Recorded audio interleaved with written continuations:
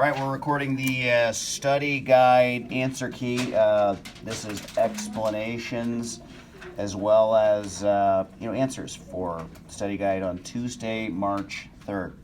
So first set of questions, write a positive or negative integer. A rock rolls down a hill 50 feet. So down, is that going to be positive or negative? That would be negative, and so it's pretty simple, negative 50.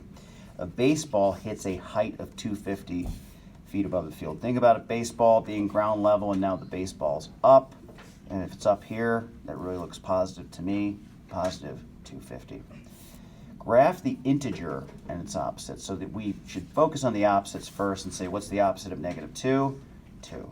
And then what's the opposite of 3? Negative 3. As we draw it, we would want one of these center points as our 0, and then we need good scaling for our number line so that this doesn't look awful. So I'll just go 1, 2, 3. These ones, the integers, are going to be easy. It's more the decimals and fractions later that'll be awful. So negative 1, negative 2, negative 3. So we're going to put a 2 and a negative 2. If you don't show me 2 points on the quiz tomorrow, you will lose points. And so 3 and negative 3, I'll just pick one of these tick marks for 0, and I'll go 1, 2, 3, negative 1, negative 2, negative 3. And again, 2 points for negative 3 and positive 3. Next one, we need to order these from least to greatest. Almost always least to greatest. So we'll look through here, find the smallest one. Right away, you see it's negative 3. So I'll come over here, put negative 3. I cross out as I go. Next smallest is 0. Cross that out as you go. Make sure I have commas there, otherwise it looks like 30. And then I've got 1, 2, and 8. So 1, 2, and 8. Not difficult. Okay, it's a little bit slower here. So what's my lowest so far? Looks like negative 13. Negative 13. My next lowest is negative 4. And then I've got negative 2 and 4 and 12. All right, so we're counting up. We're imagining a number line that goes from negative infinity all the way to positive infinity. Okay, we obviously don't go that far, but we got negative 13 counting up to negative 1, and then positive 1 there and beyond. Graph the number and its opposite. So again, I'm going to put 1.75 down first, and I'm going to be thinking of scaling. I like the idea of maybe counting either by halves, because if I just do wholes here to try to indicate where 3/4 is going to be pretty difficult.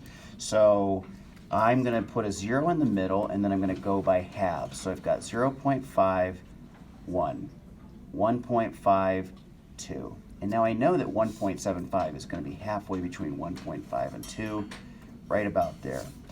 The other way, negative 0.5, negative 1. Negative 1.5, negative 2. And so my negative 1.75 be right about there. This should be easier. 2/3, we know that we're going to focus. Use that denominator as your guide. So I would say 1/3, 2/3, 3/3, 4/3. Well, 1 1/3 or 4/3 doesn't really matter. And this will be the opposite way. Negative 1/3, negative 2/3, and then really negative 1 and beyond. Because 3/3 is the same as 1. So 2/3 and negative 2/3, throw those on there, 2 points. And we are good. Complete the statement using less than or greater than. We had talked in class about how if these were positive, it's really obvious which is bigger, right? 2 and 2/3 would be bigger than negative 2 1/3. But because they're both negative, imagine this number line. And this means that negative 2 1/3 would be here, and negative 2 2/3 would be there. So remember, the bigger number is the one that is further to the right. And so since they're both negative, negative 2 1/3 is actually bigger than negative 2 2/3. And then here too, I think if they were both positive, again, you would know that 3/4 is bigger than 2/5. It's like 75 cents versus 40 cents, or 75% versus 40%. But because they're both negative, you reverse the sign and you'd say that is further right on a number line. These ones ought to be fast, like lightning fast. What's the absolute value? Well, this one's probably the easiest. Of negative 2, it becomes 2. Okay, it's 2 away from 0, even if it's negative.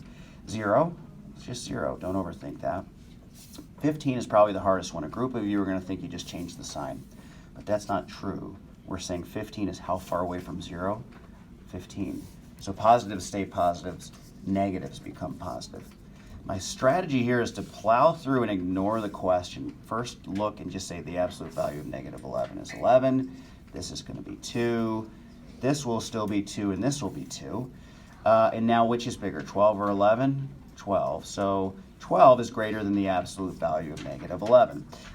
2 is bigger here, so 0 is less than the absolute value of negative 2. And then 2 and 2, that means those guys would be equal. Place or plot the ordered pair. So 3, negative 2. I'm going to go over 3, down 2, and I'm going to call that A.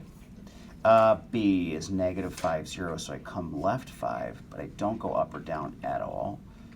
And that'll be B.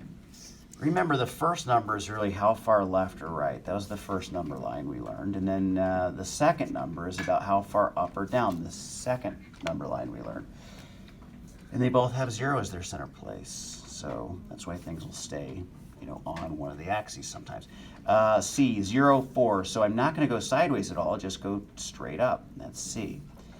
D is negative 3, 2.